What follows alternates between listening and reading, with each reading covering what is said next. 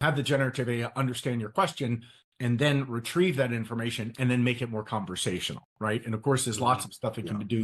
can do in between, in terms of processing the content and the information. One of the things we've done is we use our methodologies with large language models to kind of accelerate the process of building knowledge architectures, building metadata models, building vocabularies and taxonomies, and even use cases. And what that does is it says, here's the approach for doing it. Here are the definitions. Now here's the data. Now give me the answers about this data. And that's what's really super exciting to us, is that the ability to, because we do need that structure on that knowledge and that unstructured data in order for generative AI to retrieve it and to do something useful with that. And getting that structure to that content and that data is what's so time consuming and inefficient. So when we're adding efficiencies there, that is very, very helpful. Yeah, there are a couple of things I'm thinking from what you're saying there. One is that this is actually in a way very evolutionary.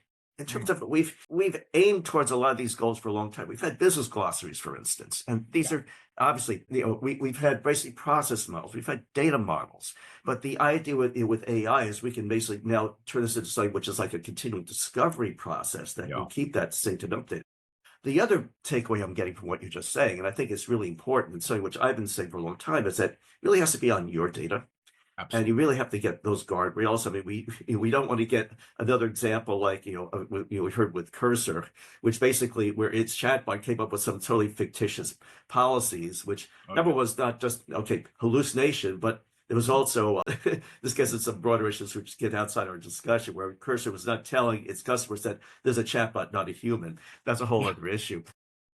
But either way, the importance of guardrails, and the thing is, there are a number of different approaches that are emerging for that, whether it be graph RAG, which I think finally has given graph databases kind of like a real reason to be, because until now, graph was a type of thing for very specialized use case, to uncover financial fraud, really sort of edge in terms of edge and extreme use cases.